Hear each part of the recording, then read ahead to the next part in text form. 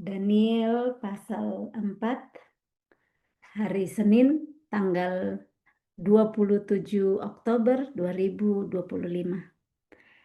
Nebukadnezar meninggikan diri dan direndahkan. Dari Raja Nebukadnezar kepada orang-orang dari segala bangsa, suku bangsa, dan bahasa yang diam di seluruh bumi. Bertambah-tambahlah kiranya kesejahteraanmu. Aku berkenan memaklumkan tanda-tanda dan mujizat-mujizat yang telah dilakukan Allah yang Maha Tinggi kepadaku. Betapa besarnya tanda-tandanya dan betapa hebatnya mujizat-mujizatnya. Kerajaannya adalah kerajaan yang kekal dan pemerintahannya turun-temurun. Ayat 1 sampai ayat 3 ini adalah kesaksian Nebukadnezar.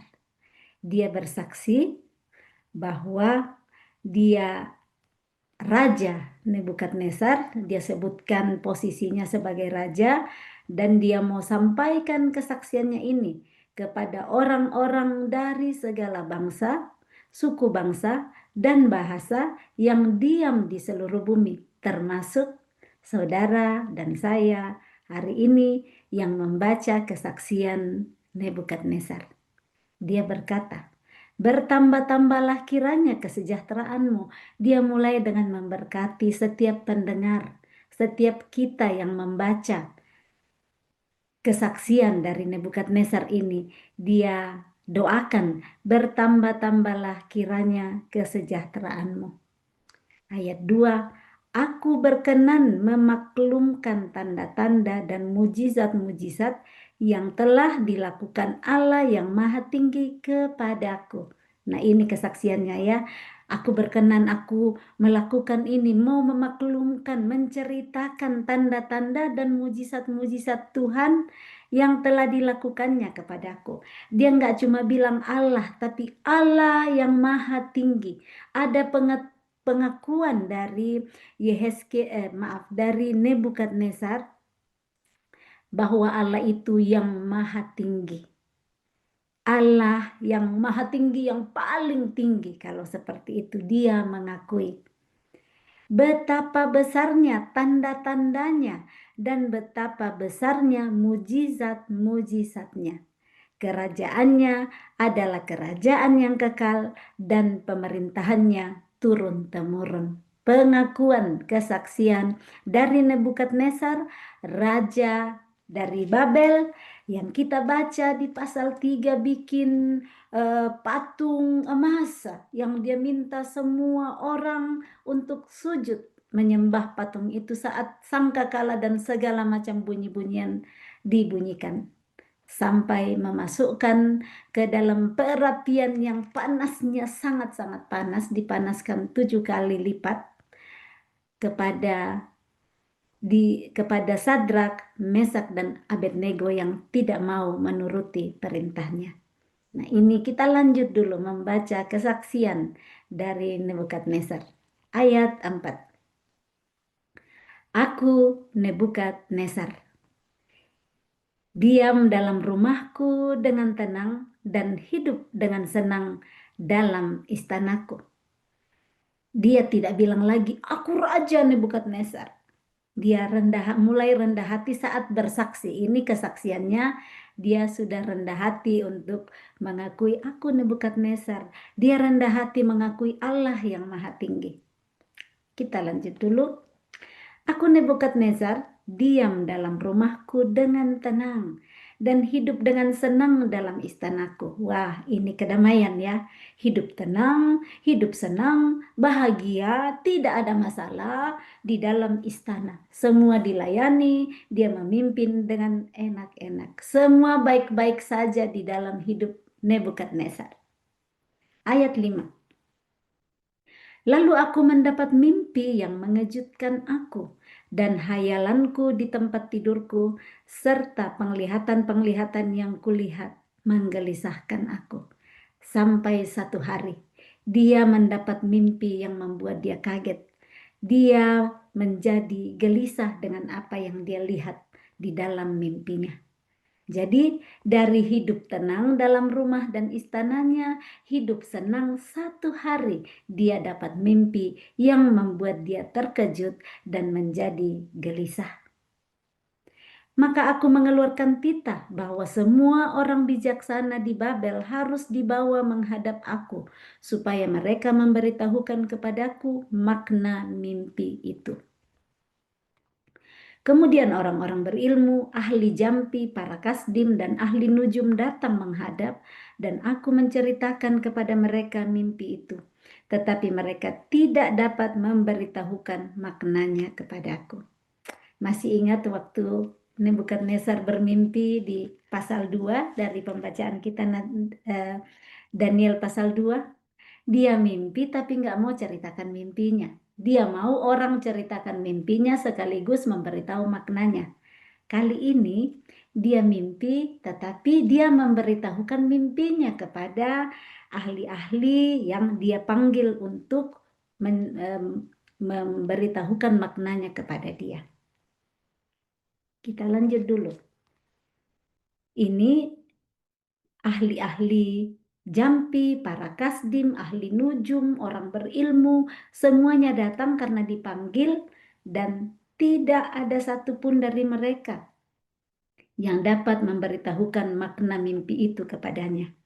Ayat 8, pada akhirnya Daniel datang menghadap aku, yakni Daniel yang dinamai Beltesazar, menurut nama dewaku, dan yang penuh dengan roh para dewa yang kudus.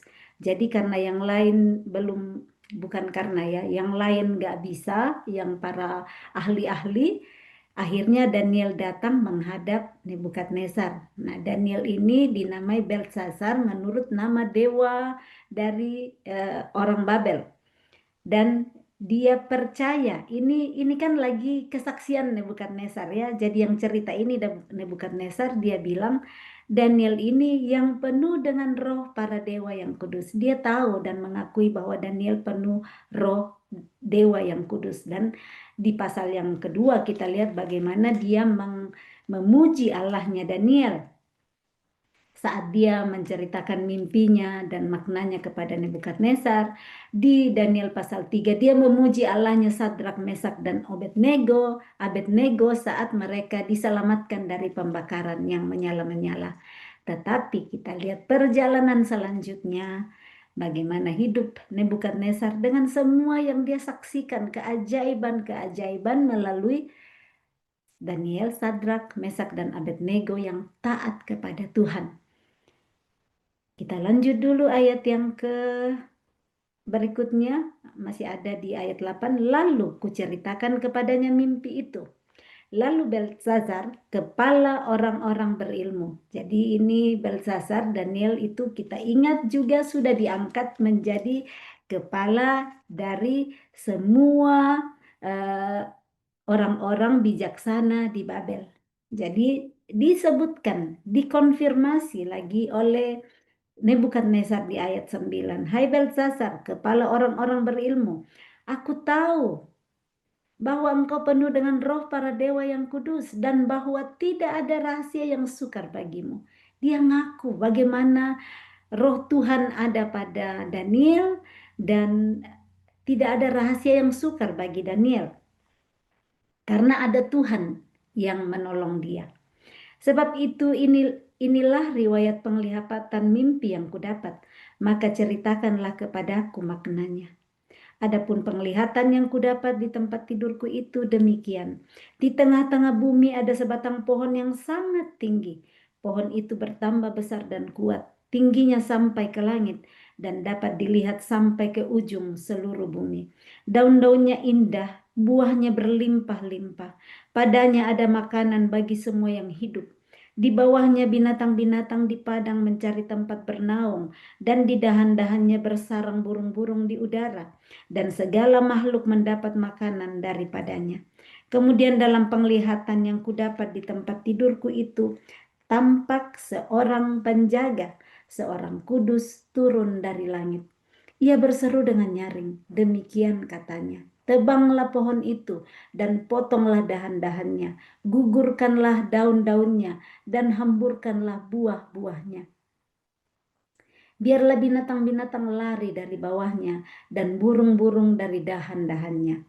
Tetapi biarkanlah tunggulnya tinggal di dalam tanah, terikat dengan rantai dari besi dan tembaga, di rumput muda di padang. Biarlah ia dibasahi dengan embun dari langit, dan bersama-sama dengan binatang-binatang mendapat bagiannya dari rumput di bumi. Biarlah hati manusianya berubah dan diberikan kepadanya hati binatang. Demikianlah berlaku atasnya sampai 7 masa berlalu. Tita ini adalah menurut putusan para penjaga, dan hal ini menurut perkataan orang-orang kudus, supaya orang-orang yang hidup tahu bahwa yang Maha Tinggi berkuasa atas kerajaan manusia dan memberikannya kepada siapa yang dikehendakinya. Bahkan orang yang paling kecil sekalipun dapat diangkatnya untuk kedudukan itu. Itulah mimpi yang telah kudapat, aku, Raja Nebukadnezar. Sekarang engkau, Belsazar, katakanlah kepadaku maknanya, sebab semua orang bijaksana dari kerajaanku tidak dapat memberitahukan maknanya kepadaku. Tetapi engkaulah yang sanggup, karena engkau penuh dengan roh para dewa yang kudus. Wow, kita sudah baca semua kesaksian lengkap dari Nebukadnezar mengenai mimpinya. Nebukadnezar di pasal 4 berbeda dengan Nebukadnezar di pasal 2. Kali ini dia memberitahukan semua sampai sekecil-kecilnya mimpinya kepada Daniel. Yang pastinya dia sudah ceritakan juga kepada semua yang lain, ahli-ahli jampi yang lain, tetapi mereka tidak bisa menceritakan artinya. Nah, di ayat 18 dikatakan bahwa kepada Daniel bahwa engkaulah yang sanggup karena engkau penuh dengan roh para dewa yang kudus. Dia percaya Daniel sanggup untuk menceritakan makna mimpi yang telah dia ceritakan itu. Kenapa? Karena dia tahu Daniel penuh dengan roh Tuhan, tetapi dia sebut di sini roh para dewa yang kudus. Roh Tuhan Allah ada pada Daniel. Saat roh Tuhan Allah ada pada seseorang, orang lain akan melihat itu. Dan itu yang terjadi pada Daniel. Nebukadnezar, si raja ini, tahu bahwa ada roh Tuhan pada Daniel. Bukan cuma sedikit, tetapi engkau penuh dengan roh para dewa yang kudus. Saya melihat dalam perjalanan hidup, ada orang-orang yang penuh dengan Roh Kudus yang kalau saya pikir susah sekali ini situasi, tapi saat mereka bagikan jadi sangat simpel karena orang itu penuh dengan Roh Kudus. Bisa saya mengerti waktu diajarin, dan saya bersyukur Tuhan pertemukan dengan orang-orang yang takut akan Tuhan di dalam hidup saya, yang terus menolong, terus membimbing, terus mengajari untuk bagaimana pengertian-pengertian tentang kebenaran firman Tuhan, yang pastinya Roh Kudus yang bekerja di situ untuk nolong. Bukan kekuatan pribadi dari orang-orang tersebut, tetapi karena mereka dipenuhi dengan roh Tuhan. Dan ini di zaman Daniel ada Daniel, pastinya di zaman kita hari ini ada orang-orang yang mau takut kepada Tuhan, yang mau merelakan lehernya untuk tidak makan makanan-makanan enak, yang mau merelakan jam tidurnya untuk berdoa bagi Tuhan, yang mau untuk sangkal dirinya, pikul salibnya, mengalahkan keenakannya, dikata-katain orang, dihina orang, nggak dihargai, tetap mengasihi. Nah, saya melihat bahwa orang-orang yang rela sangkal diri dan pikul salib seperti itu dipenuhi dengan roh Allah melalui perkataan-perkataan mereka, tindakan-tindakan mereka, dan mereka banyak sekali bisa menolong orang-orang yang lain dengan hikmat-hikmat yang dari Tuhan. Nah, seperti inilah yang Nebukadnezar saksikan pada diri Daniel. Kita lanjut dulu ayat 19. Lalu berdirilah Daniel yang namanya Beltesazar, tercengang beberapa saat, pikiran-pikirannya menggelisahkan dia. Berkatalah raja, Beltesazar, janganlah mimpi dan maknanya itu menggelisahkan engkau. Beltesazar menjawab, Tuanku, biarlah mimpi itu tertimpa atas musuh tuanku dan maknanya atas seteru tuanku. Jadi Daniel tercengang, gelisah mendengar cerita mimpi dari Nebukadnezar karena Tuhan kasih arti kepada dia dan dia bilang, Tuanku, biarlah mimpi itu tertimpa atas musuhmu. Maksudnya janganlah Tuanku yang dapat itu, biarlah musuhmu yang dapat apa yang diceritakan dalam mimpi itu, biarlah seteru Tuanku yang dapat. Dia mengasihi Nebukadnezar ya. Daniel bekerja kepada Nebukadnezar bersama-sama di istana. Dia memerintah para orang-orang ahli yang lain. Jadi dia mengasihi Nebukadnezar. Dia tidak mau itu terjadi kepada Nebukadnezar. Sehingga dia perkatakan kata-kata itu. Biarlah tertimpa atas musuhmu, atas seteru Tuanku. Ayat 20. Pohon yang tuanku lihat itu, yang bertambah besar dan kuat, yang tingginya sampai ke langit, dan yang terlihat sampai ke seluruh bumi, yang daun-daunnya indah dan buahnya berlimpah-limpah, dan padanya ada makanan bagi semua yang hidup, yang di bawahnya ada binatang-binatang di padang, dan di dahan-dahannya bersarang burung-burung di udara. Tuankulah itu. Ayat 22. Semua yang digambarkan di atas itu adalah Nebukadnezar. Dia katakan ayat 22, Tuankulah itu, ya Raja, Tuanku yang telah bertambah besar dan kuat, yang kebesarannya bertambah sampai ke langit, dan yang kekuasaannya sampai ke ujung bumi.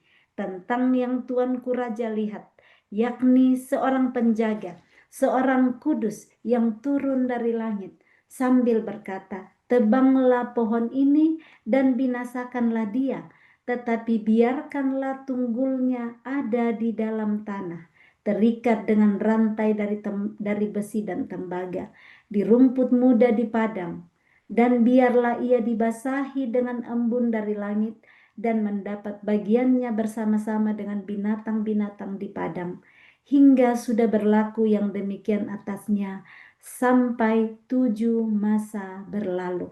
Ini kita sudah baca di ayat 15 sebelumnya dan Daniel ulang kembali di sini. Ayat 24. Inilah maknanya ya Raja. Jadi Daniel memberitahu dulu siapakah yang disebutkan sebagai pohon yang berdiri di tengah-tengah bumi. Satu batang pohon yang sangat tinggi, yang bertambah besar dan kuat, tingginya sampai ke langit, dan dapat dilihat dari dilihat sampai ke ujung seluruh bumi. Yang digambarkan ini adalah Nebukadnezar. Sekarang dia mau ceritakan maknanya, ayat 24. Inilah maknanya ya Raja, dan inilah putusan yang maha tinggi mengenai Tuanku Raja. Tuanku akan dihalau dari antara manusia, dan tempat tinggal Tuanku akan ada di antara binatang-binatang di padang. Kepada Tuanku akan diberikan makanan rumput seperti kepada lembu, dan Tuanku akan dibasahi dengan embun dari langit, dan demikianlah akan berlaku atas Tuanku sampai 7 masa berlalu, hingga Tuanku mengakui bahwa yang maha tinggi berkuasa atas kerajaan manusia dan memberikannya kepada siapa yang dikehendakinya. Kenapa sampai Daniel tercengang, gelisah tentang mimpi yang diceritakan Nebukadnezar? Karena wow, pasti Daniel mendengar itu waktu diceritakan dan Roh Kudus bukakan di dalam hatinya pengertiannya. Dia lihat apa yang akan terjadi kepada Raja Nebukadnezar. Tapi kita akan lihat nanti bagaimana ini Tuhan memberitahu lewat mimpi dulu kalau Nebukadnezar mau bertobat, mau berbalik, ini mimpi ini nggak terjadi sebenarnya. Kita lanjut dulu. Jadi tujuan Tuhan untuk di sini ada dinyatakan tadi, hingga Tuanku mengakui. Ini supaya ada pengakuan dari Nebukadnezar bahwa yang maha tinggi berkuasa atas kerajaan manusia, kerajaannya Nebukadnezar yang dia merasa sudah paling berkuasa, sudah sangat tinggi, sudah jaya di seluruh dunia. Dia sampai bisa mengakui bahwa yang maha tinggi berkuasa atas kerajaan manusia dan memberikannya kepada siapa yang dikehendakinya. Yang Tuhan berikan kerajaan kepada siapa dia mau. Dan ini tujuannya. Sampai Nebukadnezar mengakui. Ternyata melewati ujian-ujian yang sangat menyakitkan tujuannya. Supaya orang sombong. Yang merasa dia yang terbesar. Dia yang paling hebat. Dia yang paling kaya. Dia paling kuat. Mengakui Tuhan yang maha tinggi. Dan kita baca di ayat sebelumnya tadi, ayat 1-3, bagaimana Nebukadnezar sudah mengakui. Tapi ini ayat 1-3 itu setelah dia lewati dulu yang 7 tahun ini. Kesaksiannya itu di ayat 4 ke bawah yang dia lewati. Kita lanjut dulu, ayat 26. Yang dikatakan tentang membiarkan tunggul pohon itu berarti kerajaan Tuanku akan kembali Tuanku pegang segera sesudah Tuanku mengakui bahwa sorgalah yang mempunyai kekuasaan. Jadi ya Raja, biarlah nasihatku berkenan pada hati Tuanku. Lepaskanlah diri Tuanku daripada dosa dengan melakukan keadilan dan daripada kesalahan dengan menunjukkan belas kasihan terhadap orang yang tertindas. Dengan demikian kebahagiaan Tuanku akan dilanjutkan. Ada tadi tentang tunggul pohon yang dibiarkan terikat. Jadi ada tunggulnya dibiarkan tinggal dalam tanah terikat dengan rantai dan dari besi dan tembaga. Dan ini Daniel katakan bahwa kerajaannya akan kembali. Tuannya pegang, maksudnya Nebukadnezar pegang, segera, langsung. Kalau Nebukadnezar mengakui, sudah mengakui bahwa surgalah yang mempunyai kekuasaan, bahwa yang punya kekuasaan yang tertinggi, yang terbesar adalah Tuhan, bukan dia. Kesombongan, dia rendah hati. Ini yang dikatakan bahwa kerajaannya akan dipegang kembali kalau Nebukadnezar mau rendah hati, mengakui bahwa Tuhanlah yang empunya kekuasaan, sorgalah yang empunya kekuasaan. Saat Daniel memberitahukan makna mimpi itu, Daniel yang mengasihi raja memberikan nasihat. Yang ayat 27. Jadi ya raja, biarlah nasihatku berkenan pada hati Tuanku. Dia memberi nasihat dengan rendah hati. Dia enggak langsung marahin raja. Raja dengar saya. Enggak. Dia bilang biarlah nasihatku berkenan pada hati Tuanku. Daniel memberi nasihat kepada raja. Nasihatnya apa? Lepaskanlah diri Tuanku daripada dosa. Jangan lanjutkan dosa-dosa yang tidak dikenan Tuhan selama ini. Bagaimana caranya melepaskan diri dari dosa? Lakukan keadilan. Lepaskan diri dari kesalahan dengan menunjukkan belas kasihan terhadap orang yang tertindas. Artinya sebelumnya Nebukadnezar tidak menunjukkan belas kasihan kepada orang yang tertindas. Malah dengan gampang-gampangnya Nebukadnezar berkata, kamu akan kupenggal-penggal kalau kamu tidak bisa menjawab, memberitahu saya apa mimpimu. Rumahmu akan kurobohkan, aku jadikan timbunan puing. Kalau kamu nggak dengar-dengar saya, kalau kamu nggak hormat patung emas yang aku bikin, dia berbuat semena-mena dengan kekuasaannya. Dia pakai kekuasaannya untuk menindas sesamanya.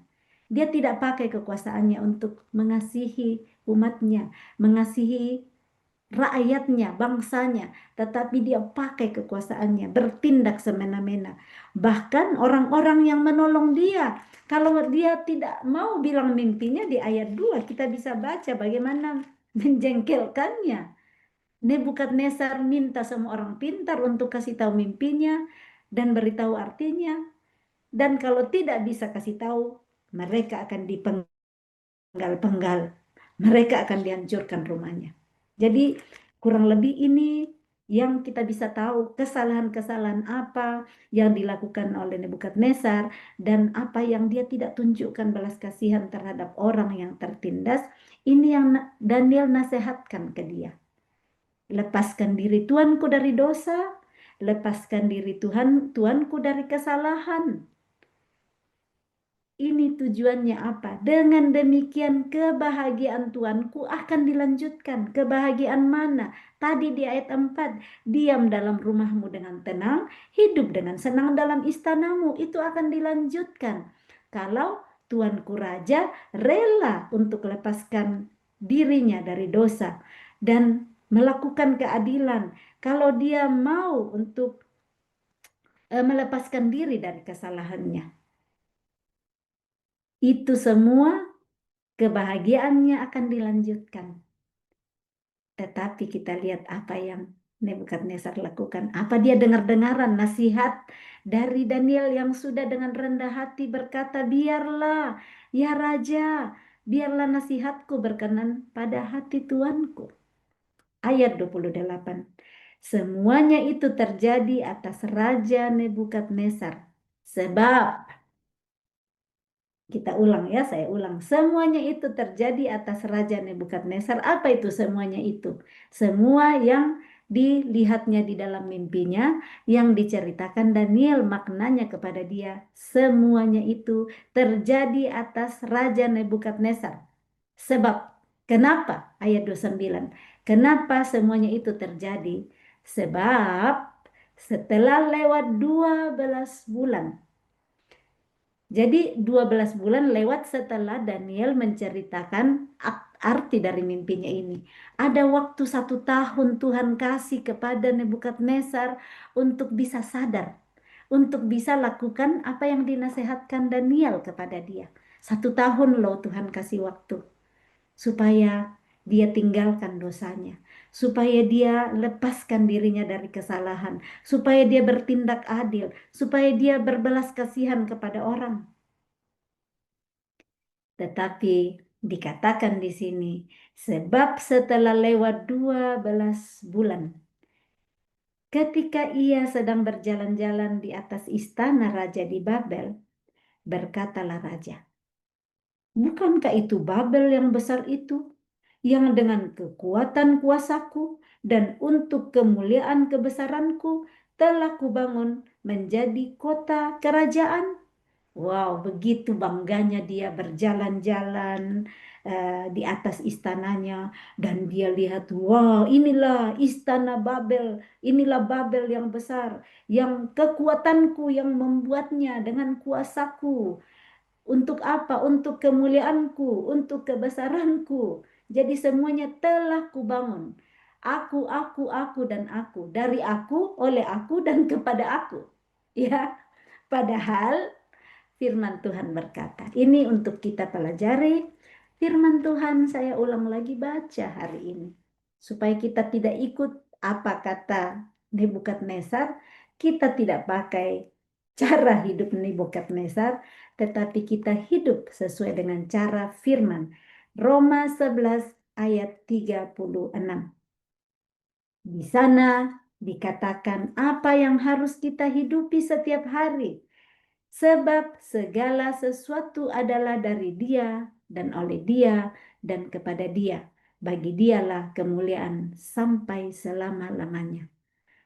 Tapi Nebukadnezar bilang, dari aku, kekuasaanku, untuk kemuliaanku, untuk kebesaranku, semua itu terjadi. Dari aku dan oleh aku dan kepada aku.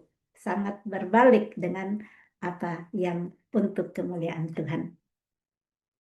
Kita diajar terus oleh firman Tuhan lewat kisah hidup Nebukadnezar ini. Kita lanjutkan ayat 31. Raja belum habis bicara. Dia masih mau lanjut lagi, mungkin masih banyak yang dia mau bicara. Belum habis dia bicara. Ketika suatu suara terdengar dari langit. Kepadamu dinyatakan ya Raja Nebukadnezar, bahwa kerajaan telah beralih daripadamu.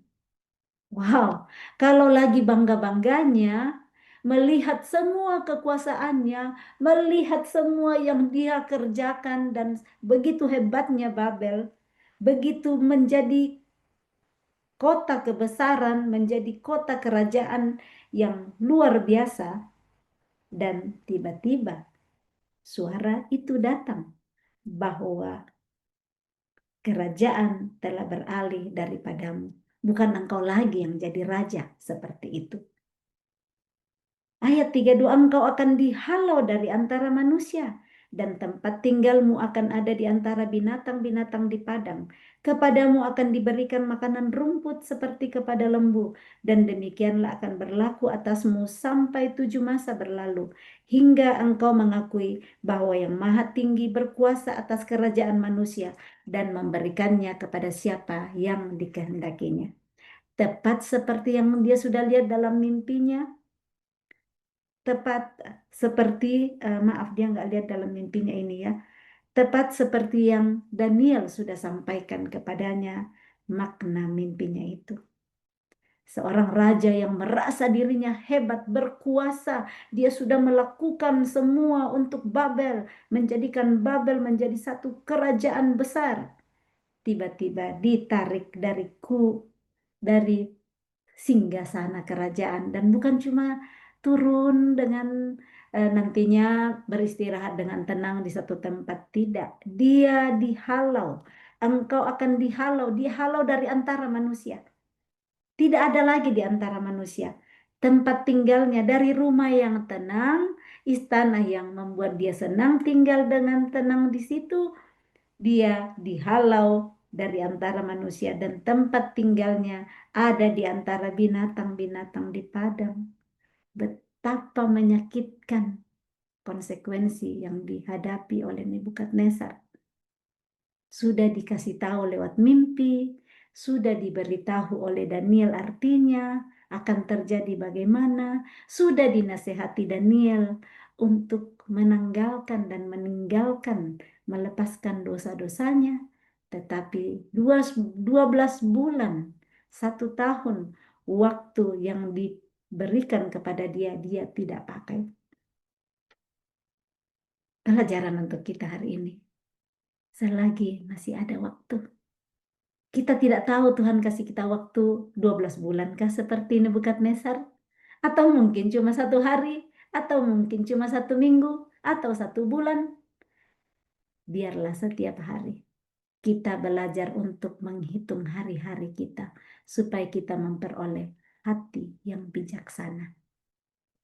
Mazmur 92 ya, kalau saya nggak salah, ayat 12 sudah menuliskan di situ, atau Mazmur 90, maaf, Mazmur 90 ayat 12. Ajarlah kami menghitung hari-hari kami sedemikian, hingga kami beroleh hati yang bijaksana. Kalau kita menghitung hari-hari kita setiap hari, kesempatan-kesempatan yang Tuhan masih percayakan kepada kita, kita akan memperoleh hati yang bijaksana. Bagaimana supaya kita bisa menghitung hari setiap hari, memperoleh hati yang bijaksana?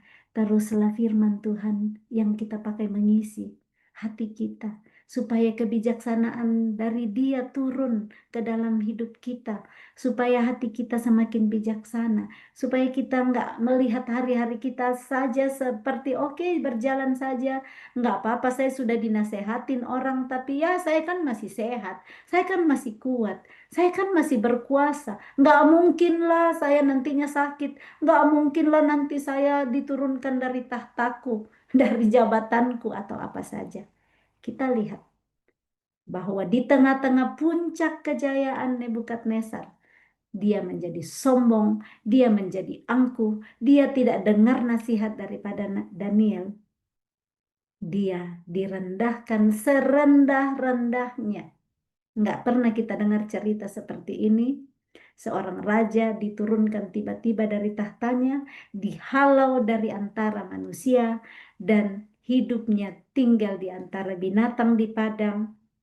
Makanannya dari rumput seperti lembu, dan dia harus hidupi itu selama 7 tahun. Sampai hingga engkau mengakui bahwa yang Maha Tinggi berkuasa atas kerajaan manusia dan memberikannya kepada siapa yang dikehendakinya. Jangan tunggu sampai kita dihalau seperti Nebukadnezar. Jangan tunggu sampai kita harus dapat makanan seperti lembu. Jangan tunggu sampai semuanya hancur dalam hidup kita sebelum kita mau bertobat, sebelum kita mau berbalik. Firman Tuhan hari ini datang kepada saya dan saudara supaya kita sadar dimanapun posisi kita hari ini, setinggi apapun jabatan kita, Tuhan yang memberikannya, Tuhan yang mempercayakannya kepada kita. Jadi jangan sombong. Sekaya apapun saudara hari ini, segunung apapun emas dan kekayaan yang kita punya, sebanyak apapun rumah, mobil yang kita punya, bersyukurlah kepada Tuhan, tinggikanlah Dia, muliakanlah Dia, sadarlah bahwa semua itu hanya daripada Tuhan. Karena ternyata Tuhan sanggup untuk mengambilnya kembali dalam sekejap mata dan bahkan memasukkan Nebukadnezar ke padang di antara binatang-binatang untuk sekolah selama 7 tahun. Tuhan menyekolahkan Nebukadnezar bersama binatang-binatang yang lain dengan makanan-makanan dari rumput supaya dia mengakui bahwa semua yang dia punya, kekuatannya, kepintarannya, kegantengannya, kebesarannya membuat Babel menjadi kerajaan yang luar biasa. Semua itu berasal daripada Tuhan. Jangan tunggu semua yang menyakitkan datang dalam hidup kita sebelum kita bertobat, sebelum kita sadar, sebelum kita berbalik dari cara-cara hidup kita yang tidak berkenan kepada Tuhan. Pelajaran yang kita dapat di sini. Dengarlah kalau ada orang yang menasehati kita, orang yang menasihati kita, dipakai Tuhan untuk kita bisa hidup dengan tenang dan damai seperti yang Daniel bilang kepada Nebukadnezar. Bersyukurlah saat ada orang yang memberikan nasihat kepada kita. Karena itu tujuannya baik untuk kita. Tetapi kadang kita dapat nasihat malah marahin orang yang nasihatin kita. Malah nggak mau bicarain lagi dalam istilah bahasa bahasa daerah bombe ya. Di bombe orang yang datang nasihatin, yang ajarin yang baik. Hari ini, jika engkau mendengar suaranya, jangan keraskan hatimu. Tuhan sangat sayang kita. Tuhan mau supaya kita hidup aman, supaya kita hidup tenang, supaya kita hidup bahagia. Itu yang Dia mau, sehingga Dia ingatkan kita melalui orang-orang yang Dia pakai. Nah, kalau kita dapat seperti itu, bersyukurlah. Tuhan mengasihi kita dan memberikan kita peringatan-peringatan. Nebukadnezar sudah dinasehati, sudah diberi lewat mimpi. Tuhan sayang dia, tetapi dia tidak mau dengar-dengaran. Jadilah dia melewati kuliah selama 7 tahun. Kita mengalami kuliah-kuliah dalam hidup kita. Saya mengalami kuliah-kuliah yang menyakitkan selama bertahun-tahun. Dan terus kuliah sampai hari ini. Semua karena tidak dengar-dengaran, karena eh, banyak hal yang bisa membuat kita terus lanjut dengan kuliah dalam kehidupan kita. Dan saya berdoa Tuhan terus menolong kita di dalam masa perkuliahan yang kita hadapi hari ini. Kita mau betul-betul terus memberikan hati kita dipimpin oleh Roh Kudus supaya saat diajarin Roh Kudus kita kerjakan lagi. kita semakin rendah hati dan mengakui bahwa terima kasih Tuhan, semua yang ada padaku adalah anugerah-Mu. Kita bersyukur, kita nggak ngomel-ngomel, kita nggak cuma mengeluh di hidup, tetapi bersyukurlah untuk apapun yang Tuhan berikan kepada kita hari ini. Yang berikutnya, ayat 33, pada saat itu juga terlaksanalah perkataan itu atas Nebukadnezar, dan ia dihalau dari antara manusia dan makan rumput seperti lembu, dan tubuhnya basah oleh embun dari langit, sampai rambutnya menjadi panjang seperti bulu burung rajawali, dan kukunya seperti kuku burung.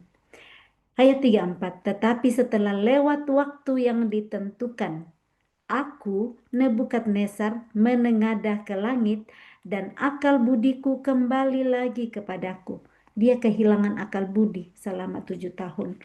Saya angkat dulu tadi di ayat yang ke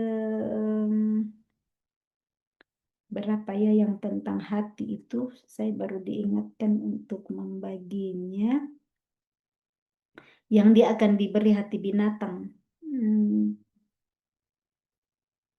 Maaf, saya cari-cari dulu kembali. Eh, akan diberi hati binatang di mana ya saya lihat tadi. Hmm, engkau maknanya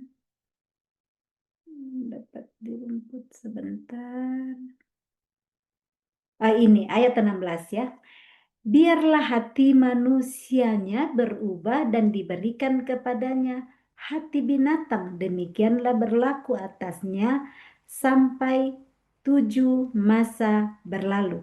Nah, ini yang disampaikan oleh seorang penjaga, seorang kudus yang turun dari langit. Ya, tadi kalau kita baca yang berseru dengan nyaring, tebang pohon itu, potong-potong dahannya, gugurkan daunnya, hamburkan buahnya. Nah, ini dikatakan di ayat 16, biarlah hati manusianya berubah dan diberikan kepadanya hati binatang. Padahal di Yehezkiel kita ingat, kita baca Yehezkiel 36 ayat 26, aku akan memberikan kepadamu hati yang baru, roh yang baru di dalam batinmu, dan aku akan menjauhkan dari tubuhmu hati yang keras, dan aku akan memberikan kepadamu hati yang taat. Saya berdoa, hati yang baru, roh yang baru, hati yang taat Tuhan berikan kepada kita. Saat kita dengar firman ini, Roh Kudus tuntun kita untuk mengerti dan kita hidupi.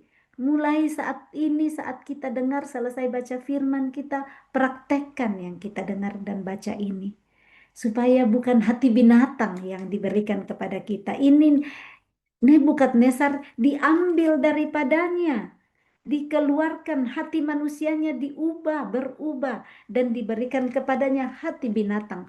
7 tahun lamanya dia tinggal di antara binatang.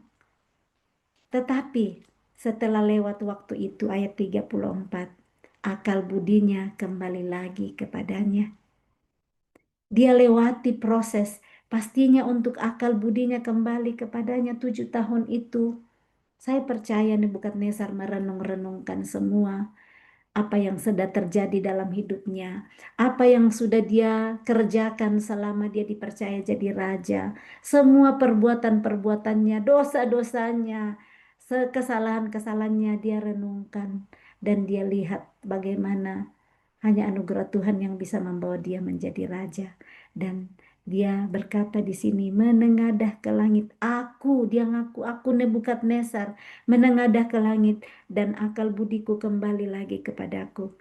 Lalu aku memuji yang maha tinggi dan membesarkan dan memuliakan yang hidup kekal itu. Apa yang dia lakukan? Memuji yang maha tinggi. Dia nggak bilangi lagi dirinya yang maha tinggi. Kan sebelumnya dia yang maha tinggi, dia yang maha kuasa, dia yang maha semua. Dia akui seperti yang Tuhan mau sampai dia mengakui bahwa yang maha tinggi berkuasa atas kerajaan. Ini kan yang kerinduan Tuhan supaya Nebukadnezar berubah dan ini yang terjadi. Dia memuji yang maha tinggi, membesarkan dan memuliakan yang hidup itu. Karena kekuasaannya ialah kekuasaan yang kekal dan kerajaannya turun-temurun. Semua penduduk bumi dianggap remeh. Ia berbuat menurut kehendaknya terhadap bala tentara langit dan penduduk bumi. Dan tidak ada seorang pun yang dapat menolak tangannya dengan berkata kepadanya, "Apa yang kau buat?" Dia melewati sendiri kesaksian hidup Nebukadnezar. Karena dia sudah lewati, dia bisa bercerita bagaimana dia melewati penderitaan-penderitaan karena ketidaktaatannya, karena tidak mau dengar-dengar nasihat, karena tidak mau ditegur, karena tidak mau disayang. Pernah enggak kita mendapat nasihat, mendapat teguran dari orang yang mengasihi kita, tetapi kita tidak mau dengar. Kita malah terus mau membenarkan diri kita. Hati-hati. Kalau sudah ada teguran, kalau sudah ada nasihat, itu tanda kasih sayang Tuhan kepada kita, supaya kita tidak jatuh ke dalam situasi seperti yang dialami oleh Nebukadnezar. Kalau kita mau tetap mengeraskan hati, kita tutup telinga untuk teguran, untuk nasihat orang, atau kita dengar tapi tidak mau lakukan, kita dapat pelajaran hidup dari Nebukadnezar hari ini.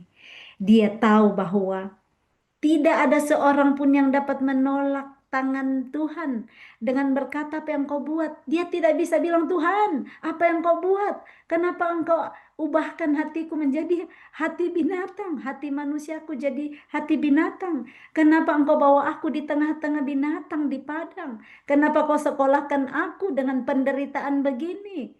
Buluku jadi panjang seperti bulu burung Raja Wali, kukuku jadi seperti kuku burung."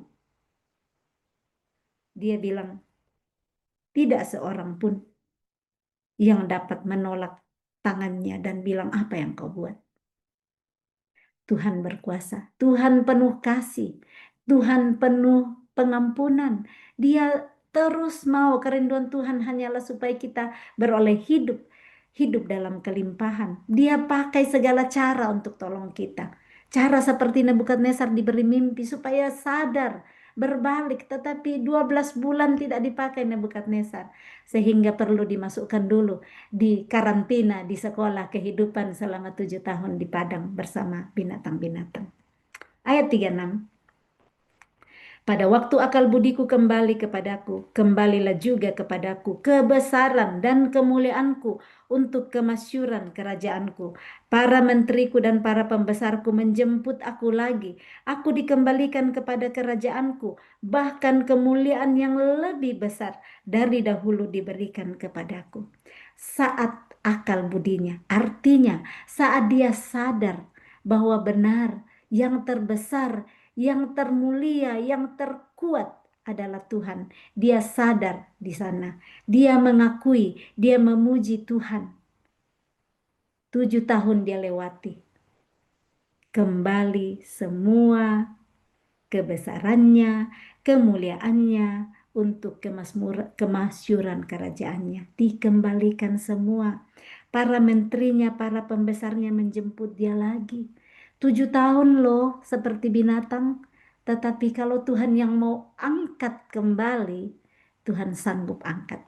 Jadi saat ini kalau kita ada mungkin kurang lebih ya, nggak seperti Nebukadnezar, mungkin lagi di padang mengalami penderitaan. Saya tidak tahu padang apa yang kita lewati hari ini, di antara binatang apa. Tapi kalau kita ada di sana hari ini, kalau melewati 7 tahun seperti Nebukadnezar, setialah, merendahkan dirilah, taatilah apa yang Tuhan ajarkan. Yang kelihatannya nggak mungkin lagi lah, menteri-menterinya, pembesarnya datang jemput lagi. Sudah 7 tahun hidup begitu, tidak mungkin lagi lah diangkat. Tetapi kalau Tuhan yang berkata, tidak ada yang mustahil. Kalau Tuhan yang berjanji, tidak ada yang mustahil. Dia dijemput kembali oleh para menterinya, dijemput kembali oleh pembesarnya, dan dikembalikan kepada kerajaannya. Bahkan kemuliaannya jauh lebih besar daripada yang diberikan kepadanya dahulu. di mana ada pertobatan, di mana ada orang yang mau berbalik kepada Dia, mau rendah hati, Tuhan sanggup untuk mengangkat kembali. Firman Tuhan di pembacaan-pembacaan yang lain berkata Tuhan membenci orang yang congkak, merendahkan orang yang sombong, menjatuhkan orang yang sombong, tetapi mengangkat orang yang rendah hati. Saat Nebukadnezar rendah hati kembali, setelah dididik 7 tahun, dia menjadi rendah hati. Tuhan mengangkat dia kembali. Saat kita berada dalam didikan Tuhan hari ini, tujuannya hanyalah untuk kebaikan kita. Supaya hati kita, hati yang adalah sumber kehidupan, saat sudah sombong di sana, saat sudah keras hati di sana, hanya menganggap kita yang paling tahu, pandang enteng sesama. Tuhan mendidik dengan pelajaran-pelajaran hidup. Tujuannya supaya hati kita menjadi remuk, supaya hati kita bisa menjadi tanah hati yang baik untuk menerima apa yang Tuhan perintahkan, dan kita bisa berkata bahwa tanpa Tuhan saya tidak bisa ada seperti ada hari ini, tidak menyombongkan diri lagi. Tuhan sanggup memberikan bahkan jauh lebih daripada yang diberikannya dahulu. Kalau kita mau berbalik rendah hati, mencari Dia. Banyak contoh dalam Alkitab yang kita lihat. Contoh Ayub, banyak sekali yang terjadi dalam hidupnya, penderitaan yang tidak ada orang semenderita dia di dalam Alkitab. Tuhan angkat kembali, diberikan jauh lebih lagi. Setelah melewati proses-proses bersama teman-temannya, dibersihkan hatinya, dibentuk hatinya oleh Tuhan. Dia diberikan jauh lebih lagi, 2 kali lipat dari yang dia punya sebelumnya. Seperti inilah yang dialami Nebukadnezar. Ayat 37. Jadi sekarang aku, Nebukadnezar, memuji, meninggikan, dan memuliakan Raja Sorga, yang segala perbuatannya adalah benar, dan jalan-jalannya adalah adil, dan yang sanggup merendahkan mereka yang berlaku congkak. Amin. Nebukadnezar menuliskan kesaksiannya di Daniel pasal 4 ayat 1 sampai 37 di sini. Kesaksian hidup yang dia lewati sendiri, perjalanannya dengan Tuhan. Kesaksian hidup apa yang kita bagikan hari ini? Apa perjalanan hidup yang Tuhan izinkan kita lewati? Sekolah-sekolah kehidupan di mana kita dikarantina untuk nantinya merendahkan hati kita, untuk nantinya kita berkata bahwa hanya karena Engkau Tuhan, bukan karena kuat dan gagahku. Mari kita membuka hati, menerima teguran, menerima nasihat, supaya di masa-masa kita hidup di bumi ini, kita akan menikmati janji-janji Allah, hidup hidup dengan penuh kelimpahan. Salam kasih, Tuhan Yesus memberkati. Shalom.